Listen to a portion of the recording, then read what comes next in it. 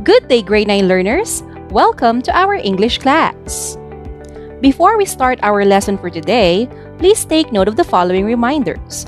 First, prepare your paper, pen, and self-learning module. You can even go back and revisit some portions of this video lesson. This video presentation is for the third quarter, Module 1 of our subject English for grade 9. Our topic is relating text content to particular issues, concerns, or dispositions in life.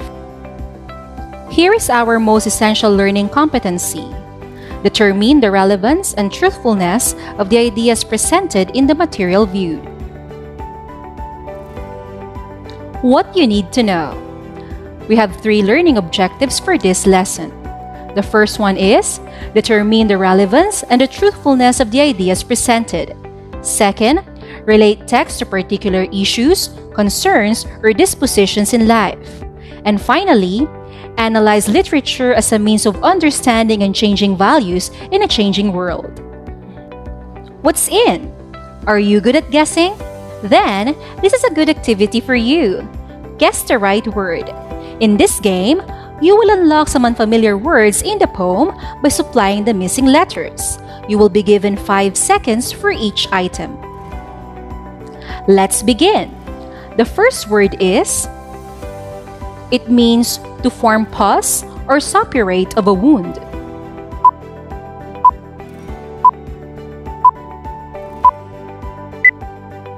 Good job! The word is fester. Here is our word number 2. It means to become weaker or less firm.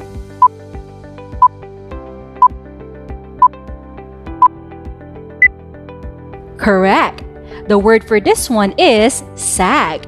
Doing great! How about we take a look at our next word? Word number 3. It means painful or aching.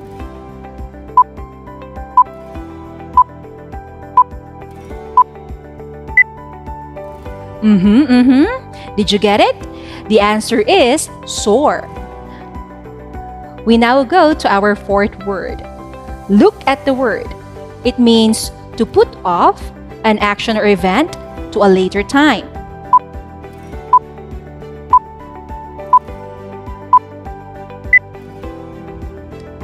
Yes, you got it right. The answer is deferred. And here is our last word for this activity. It means thick and sweet.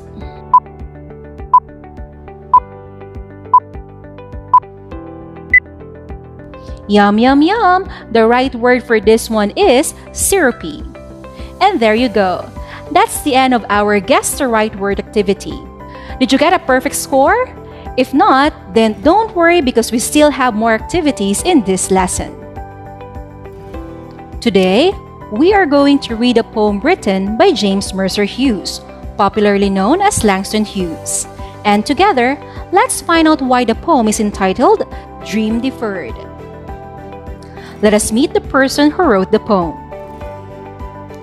James Mercer Langston Hughes, also known as Langston Hughes, was born in Joplin, Missouri. He was an American poet, essayist, playwright, and short story writer. He is still considered as one of the most renowned contributors to American literature in the 20th century. He sought to honestly portray the joys and hardships of working-class Black lives, avoiding both sentimental idealization and negative stereotypes. Also, Hughes was known for vocalizing the concerns of working-class African Americans. Lastly, he usually writes based on his own experience. Langston Hughes died because of complication from prostate cancer in May 22, 1967 at New York, New York. Before we read the poem and begin our discussion, here are some questions for you to answer. First, what are your dreams in life? For some people, it's easy for them to say that they want to become teachers, doctors, nurses, police officers, or pilots. How about you? Here is my second question. What do you think are the factors that will keep you away from achieving your dreams in life? Here are some factors. We have family problems, distractions, lack of consistency, and financial problems.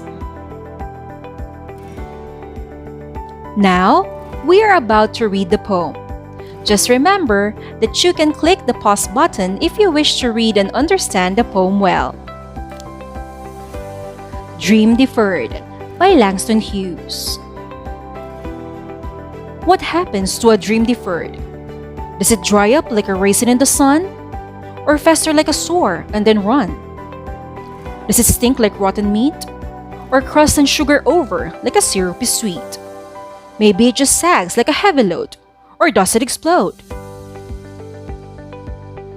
Here are some important concepts about the poem. First, the poem Harlem, Dream Deferred, is written by African-American poet Langston Hughes at the time of the Harlem Renaissance. The poet talks about the dream which is always postponed or delayed.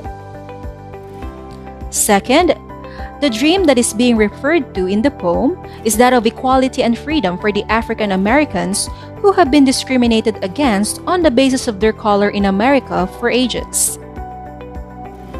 Lastly, the poem consists of 11 lines and is an open verse. Though the poem has no specific stanzas, it is divided into two parts. The first part talks about a dream deferred, while the second part talks about hope and hopelessness. In the first part, what does the poet want to imply in these lines? You're right, my dear students. Here, the poet raises some rhetorical questions regarding a dream that has already been delayed and is yet to come true. Let us now go to the second part of the poem.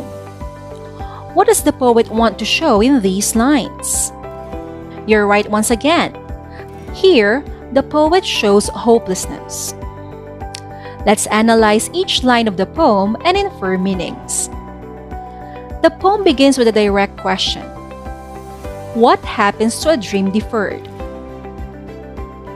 This question is the poet's direct question to probably the white people, to his own race, or to the audience in general.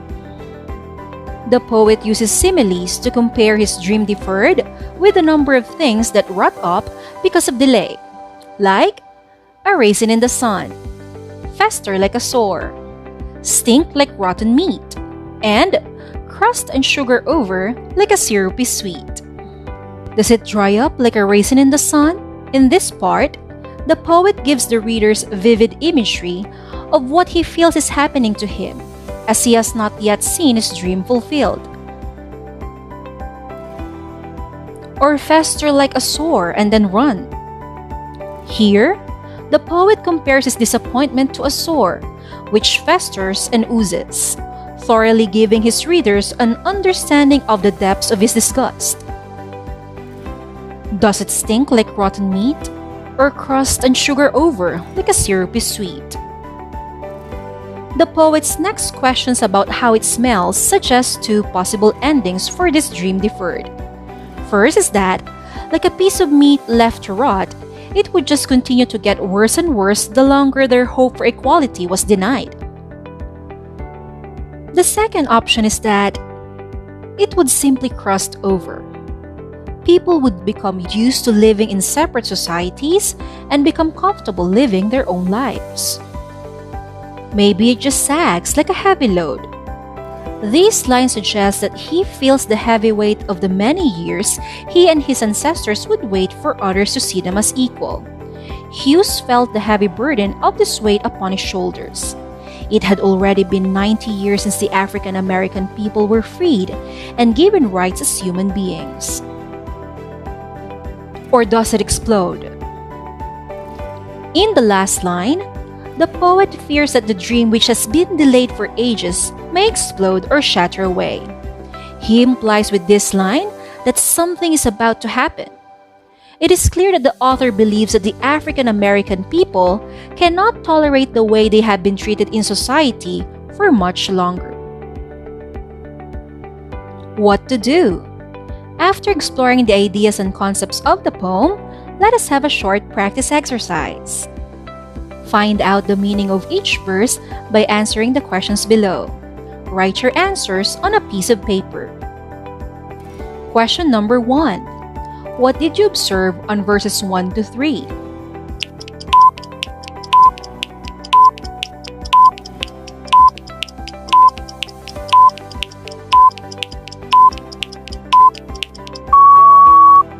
Second question.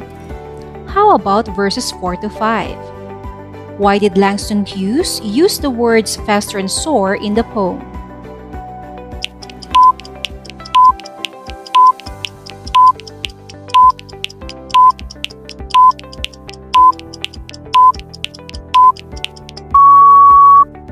Question number 3. In verses 6 to 8, why do you think Langston Hughes used the phrases stink like a rotten meat and crust and sugar over like a syrupy sweet?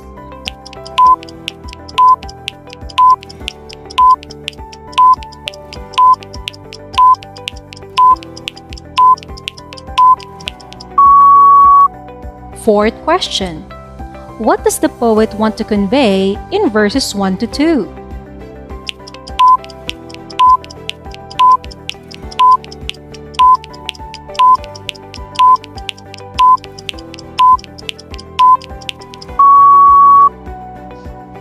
And here is our last question. What does the speaker mean in the last line of the poem?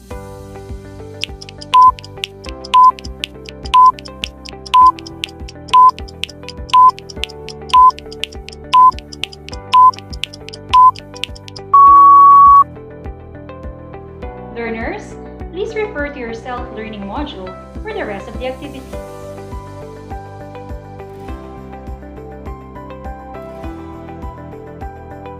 Job well done! Congratulations for accomplishing Module 1.